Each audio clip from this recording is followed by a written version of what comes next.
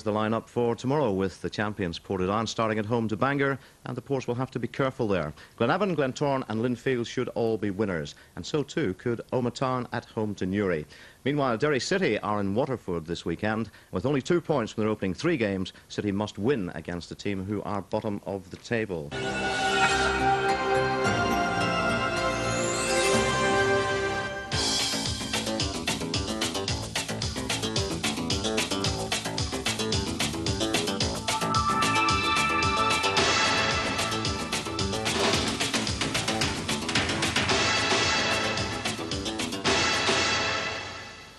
Good evening. The first major soccer final of the local season sees the Mid-Ulster Big Two, Glenavon and Portadown, come face-to-face at the Oval. At stake, the Lombard Ulster Cup.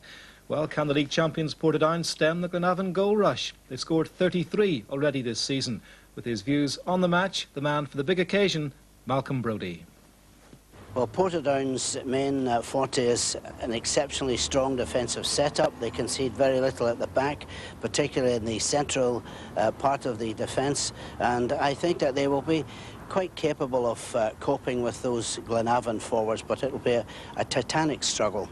Both teams blessed with great goalkeepers, of course. Portadown with the call up to Northern Ireland for Keenan, and Beck doing so well in Europe.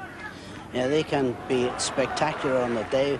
Robbie Beck's had an excellent season as well, and of course Mickey Keenan has been playing so well that he was introduced into the Northern Ireland setup, and in my opinion he's just as good a goalkeeper, Irish goalkeeper, that is around at the moment. Well, we can expect a great final if we look at the 2 semi-finals. 6 goals scored in both matches, but Glenavon really scoring the goals, 5-1. Well, of course, when you get players like Blackledge with 12 goals this season, McBride with 8, and this youngster Glenn Ferguson with 6 in a side, you know, that is a real plus factor. McBride's crosses are penetrating, deep penetrating crosses, and Blackledge is putting them away. And in the Portadown semi-final, probably their best match of the season so far, in that demolition of Linfield. Well, Portadown, again, are a side who can be clinically devastating. As I said, they're very, very strong at the back. They have creativity in midfield, and the introduction again of Marty McGee after a spell on the sidelines with injury and suspension, that gives it added strength and above all pace.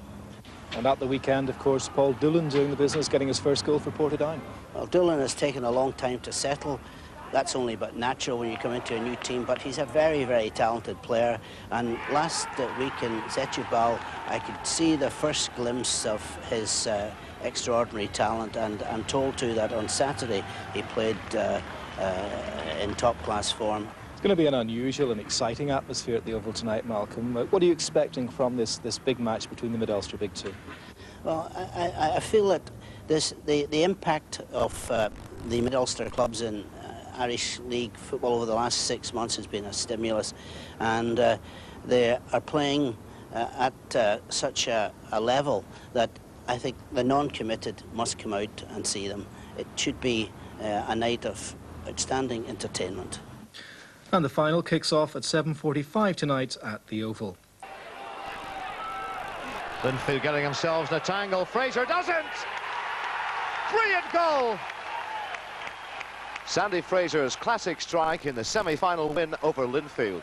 Just one of the results which leaves Portadown as local football's only unbeaten side after 9 games. Yet the league champions admit they haven't really been firing on all cylinders. I think it's taken us a wee while again just to gel together. He has introduced Paul Doolan into midfield, and as you know, midfield is a critical area for us, and it's taken him a wee bit of time to find his feet, but in the last 2 matches in particular, he's shown up very well. Portadown, very good, strong side. I think we've had a hard match for us tonight, and just think it'll be whoever makes the first mistake, the other team will capitalise on it. Glenn Ferguson is a new boy at Glenavon this season, but he's already made his mark in brilliant fashion. This memorable header against Glentoran, just one of his 6 goals so far. He's just 1/3 of Glenavon's lethal strike force, teaming up with Gary Blackledge, who's local football's leading marksman with 12 goals. And there's Stephen McBride as well. His tally so far is 8 goals. Overall, Glenavon have scored 33 in 9 games. I think it's a very good start, considering, well, for me, very good start. playing along with like Gary Blackledge and Steve McBride, it's finding a lot easier than what I did at ours. Up front, but I think we've had a very good start. Obviously, I think they have probably made the best start of all the teams in the campaign so far, and they're certainly finding the net in no uncertain manner, and I think obviously their front three will have to be watched very closely tonight. How difficult will it be to keep these goals going in? Very difficult. It'll be very hard to keep an average of 4 a game. So can't say he's doing it, but 1-0 will do me. I think it will be a footballing final. I think there'll be plenty of attacking football, and one for the fans to relish.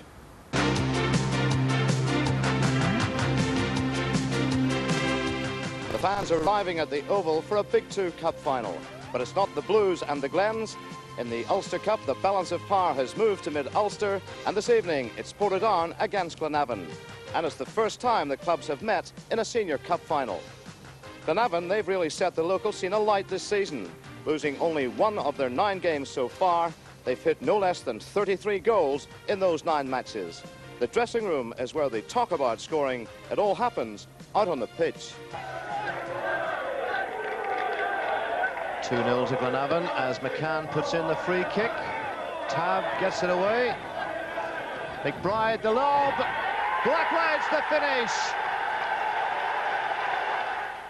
The Portadown dressing room. A lot to talk about in here, of course. Last season they won their first ever Irish League Championship. This season they're local football's only unbeaten side. They haven't scored as many goals as Glenavon, but what about the quality? This one came in the semi-final win over Linfield. Linfield getting themselves in a tangle. Fraser does it! Brilliant goal!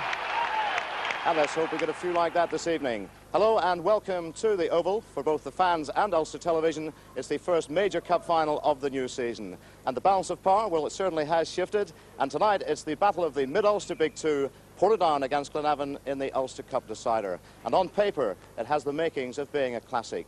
Well, former Glentoran captain Jim Cleary will join me on commentary. And Jim, it really has the makings, hasn't it? It has indeed, Jack. I think all football fans are eagerly looking forward to it, and there's a couple of great battles in prospect. I think obviously the Portadown defence, one of the most solid defences in the league against the prolific scorers of Glenavon.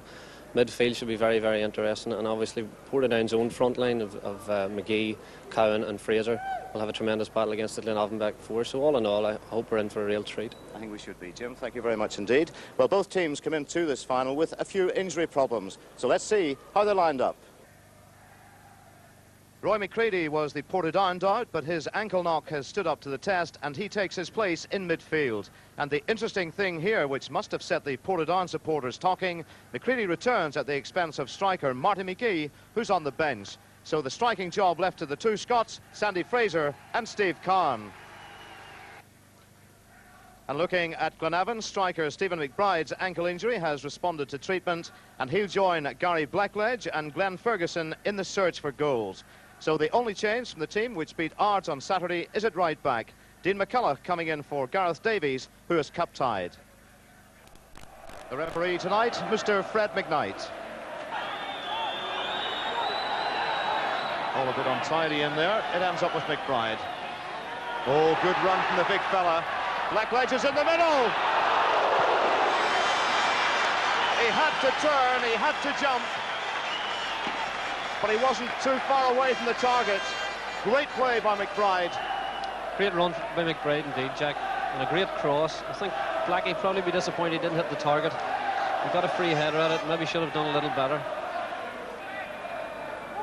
I know it's a cliche, but it really has been